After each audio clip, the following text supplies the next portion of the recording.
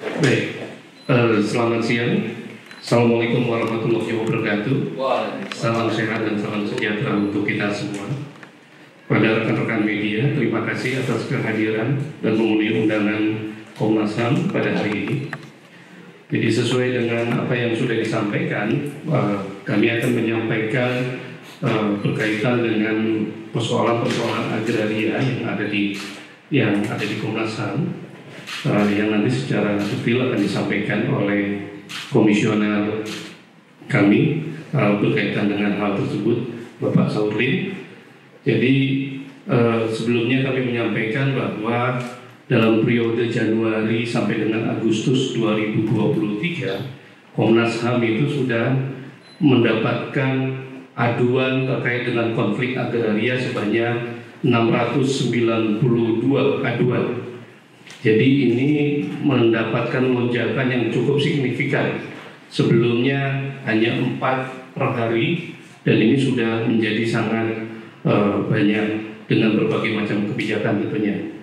Nah, secara kumulatif tentunya ini ada 1.532 aduan yang masuk ke Komnas HAM, dan tentunya berdasarkan mandat Komnas HAM hal ini harus ditindaklanjuti bagaimana penanganannya. Melihat kepada situasi yang ada, kemudian Komnas HAM berdasarkan putusan sidang paripurna sudah membentuk tim untuk melakukan pengkajian penyelesaian konflik-konflik agraria. Nah, dari tim tersebut sudah melakukan langkah-langkah terkait dengan 5 tipologi konflik yang sekarang akan kemudian disampaikan oleh Pak Saurlin, apa saja yang kemudian konflik agraria yang memiliki potensi adanya dugaan pelanggaran HAM. Nah, untuk lebih detailnya kami persilakan Pak Saurlin untuk menyampaikan hal-hal yang berkaitan dengan agraria. Silakan.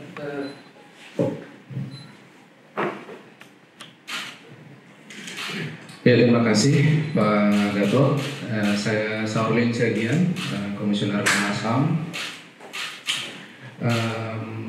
Berhubung banyak teman saya sedang di lapangan saat ini, termasuk di Rempang ya, jadi kita sangat terbatas. Jadi saya sendiri bisa mewakili kawan-kawan. Ya, selamat datang Bu Anis Hidayah. Kami sudah memulai, tapi untuk membuka saya kira Mbak Anis kami beri waktu. Ya, Mbak Anis.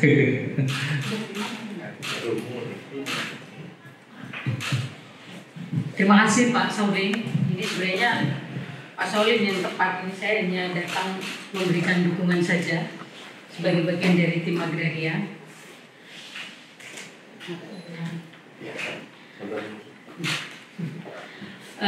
Terima kasih teman-teman atas kehadirannya. Jadi nanti Pak Saurlin akan menjelaskan lebih mendalam. Saya hanya akan memberikan pengantar saja bahwa apa yang kita saksikan hari ini di Pulau Rempang sesungguhnya bagian dari rentetan panjang peristiwa kekerasan yang terus terjadi dalam penyelesaian konflik agraria di Indonesia, yang itu sudah terjadi dalam kurun waktu yang sangat lama gitu ya, karena berbagai persoalan. Nanti Pak Saurlin akan menjelaskan, tetapi bahwa saya hanya ingin mengantar sedikit sampai Agustus tahun ini Komnas HAM menerima pengaduan yang meningkat drastis terkait dengan konflik agraria di Indonesia.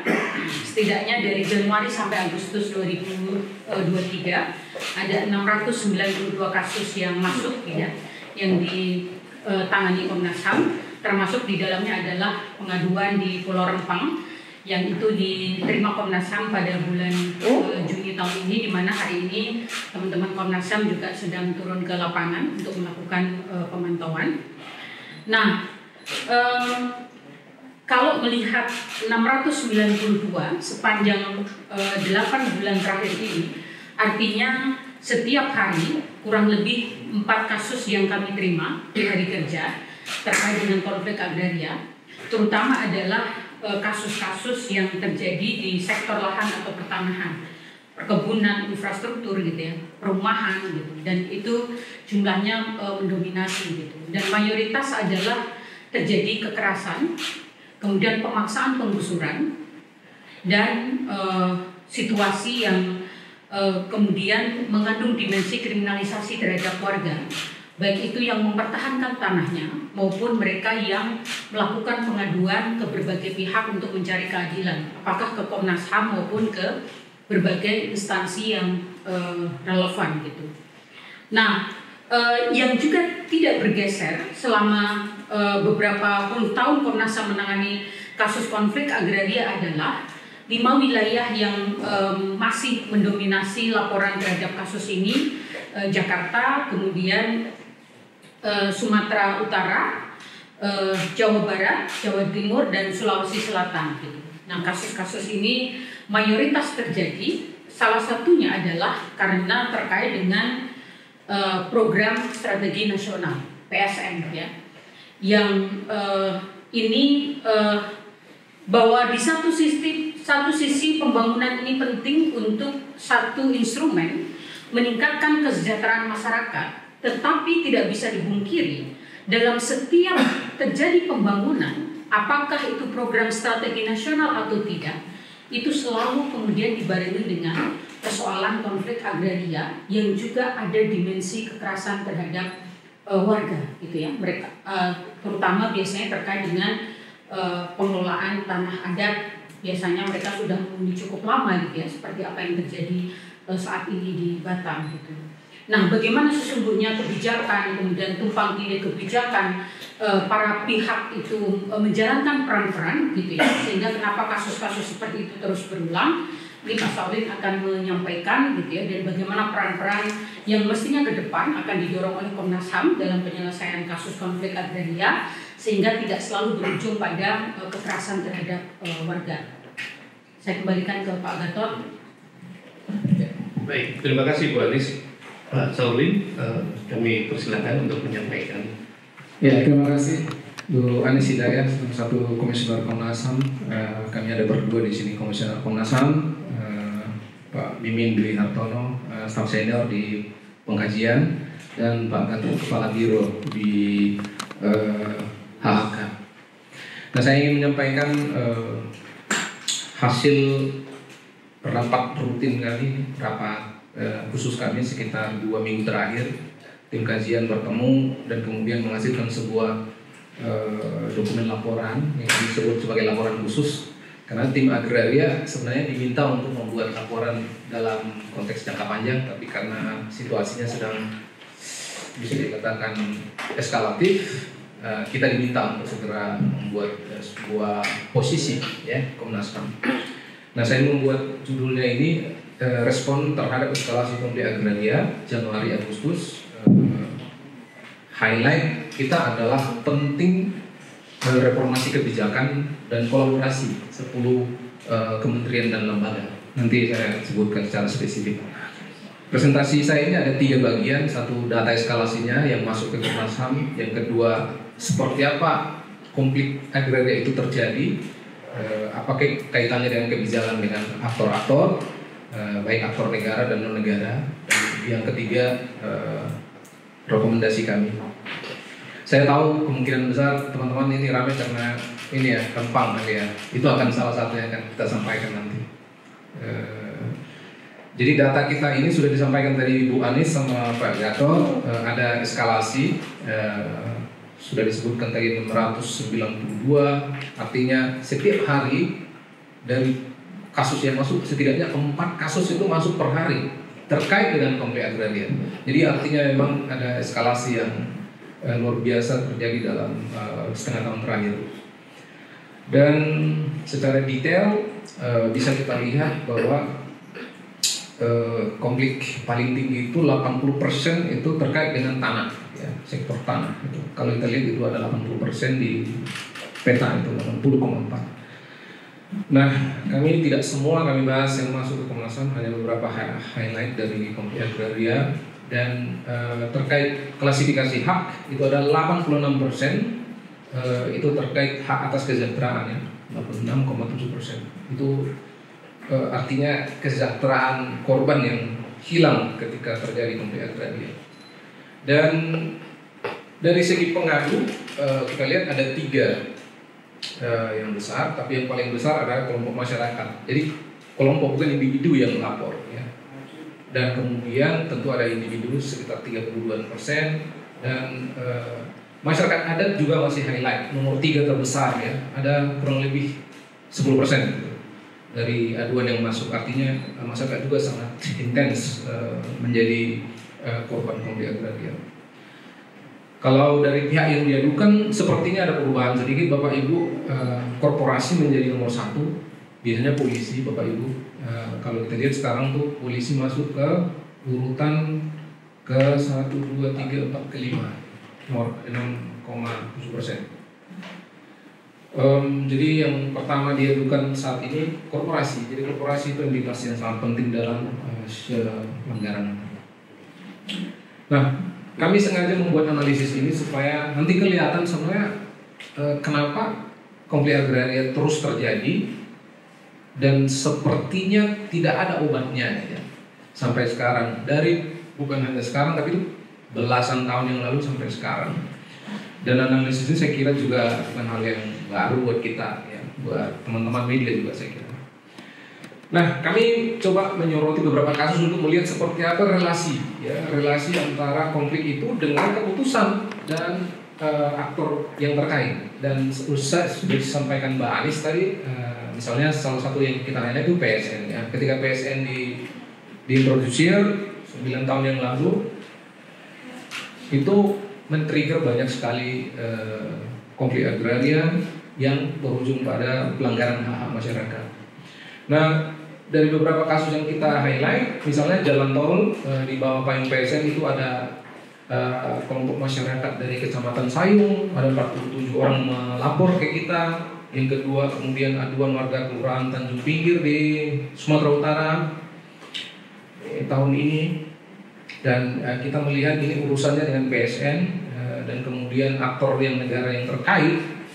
Kita bisa lihat banyak sekali ya, selain Kementerian PUPR, BUMN, Panitia Pengadaan Jalan, pemerintah daerah, tentu polisi di berbagai tempat selalu menjadi garda terdepan yang berhadapan-hadapan dengan masyarakat. Dan terkait hal yang kedua, terkait lahan perkebunan dan kehutanan, saya satukan dalam PowerPoint ini biasanya kami pisahkan. Yang melapor ke Komnas HAM itu kita ambil contoh misalnya konflik masyarakat dengan AUU di Bovendigul, itu terjadi karena SK Kementerian KLHK terkait tata batas hutan, sehingga mereka tidak direkognisi sebagai masyarakat adat. Dan hutan itu kemudian diserahkan kepada perusahaan, sudah diseluruhkan di sana. Meskipun ada berita baik 2 minggu yang lalu kalau tidak salah tuh masyarakat akhirnya menang, di mana perusahaan-perusahaan ini kehilangan konsesinya, tapi kemungkinan mereka akan banding. Kita akan lihat nanti. Tetapi meskipun perusahaan ini tidak mendapatkan haknya, masyarakat tetap masih dianggap berada di kawasan hutan. Jadi itu problem utamanya sebenarnya di kebijakan KLHK, Bapak Ibu sekalian. Lalu konflik masyarakat adat Dayak-Iban tahun ini juga masuk ke kita, dan ini karena kembali SK Kementerian KLHK, kemudian sampai sekarang ini masih belum ada solusinya. Lalu yang ketiga di Sulawesi Selatan ya, ini terkait dengan peraturan tentang BUMN, karena itu dianggap sebagai barang milik negara. Dan yang paling sulit buat masyarakat sebenarnya ketika itu sudah menjadi BUMN, untuk mengubahnya itu harus melibatkan banyak sekali kementerian, termasuk Kementerian Keuangan. Yang keempat, konflik warga saintis. Ini sebuah tempat di Sumatera Utara dengan ketepian 2. Nah, itu ada proyek pembangunan Deli Megapolitan. Deli Megapolitan bisa diimajinasikan seperti di Rempang ini ya. Sedang ada sebuah proyek besar di sana, dan ini karena dianggap tanah itu juga masih BUMN, dan kemudian ada peraturan pemerintah tentang pengelolaan BUMN nomor 28, dan tentu keputusan ATR BUMN terkait HGU juga problematik, sehingga kita menganggap aktor-aktor ini menjadi bagian penting. Jadi jangan aktor ini menjadi pelaku, tapi aktor yang juga bisa sebenarnya menyelesaikan. Jadi kita menulis aktor-aktor itu dalam konteks bukan hanya negatif, tapi juga dalam positif. Kalau mereka positif berarti menyelesaikan, kalau negatif berarti menjadi bagian dari yang mengusul masyarakat. Di sini juga ada pengembang Bapak Ibu seperti di Rempang, di Deli Megapolitan itu ada juga pengembang besar yang berada di balik proses yang sedang terjadi di sana. Dan kemudian ada di Tapanuli, ini bukan hanya sekarang, udah sejak tahun 83, berarti udah 40 tahun nggak selesai. Ada yang selesai sebagian, tapi masih banyak yang masih ada. Tahun ini bulan Juli yang lalu ada 12 komunitas melapor ke Komnas HAM, ya, dan mereka menyampaikan bahwa SK KLHK terkait tata batas hutan masih belum direvisi, yang membuat posisi mereka menjadi termarginalkan, dan SK terkait konsesi perusahaan di sana itu. Kita berani menyebutkan ada perusahaan di situ karena saya kira semua pihak sudah tahu, dan Komnas HAM juga sudah pernah membuat rekomendasi terkait itu. Tapi mostly belum ada penyelesaian terhadap kasus-kasus yang ada. Sebagian kecil ada yang selesai. Air Bangis, saya kira bulan lalu Bapak Ibu sangat akrab dengan ini. Ini juga masuk ke Komnas HAM, dan ini lagi-lagi terkait PSN Bapak Ibu, dan ada sebuah rencana PSN di sana untuk membangun industri refinery petrokimia yang menjadi salah satu sumber dari konflik yang meledak saya kira bulan Agustus yang lalu, dan tim kita juga sudah berangkat ke sana. Saya kira rekomendasinya juga akan segera kita miliki. Dan yang ketujuh, pada tahun ini kita menerima aduan dari 4 kelompok masyarakat adat di IKN, di kawasan IKN, dan tentu ini terkait dengan Undang-Undang Nomor 3 tahun 2022 tentang IKN, sehingga memerlukan KL terkait untuk menyelesaikan masalah mereka ini. Nah, sebagai informasi kami sudah membuat rekomendasi terkait pengakuan masyarakat adat di IKN, dan kami juga sedang merencanakan melakukan identifikasi potensi pelanggaran HAM yang saya kira perlu kita antisipasi ke depan untuk IKN supaya proyeknya juga berjalan tanpa menghilangkan hak masyarakat lokal. Dan kemudian kasus yang terkait dengan barang milik negara ini juga banyak sekali.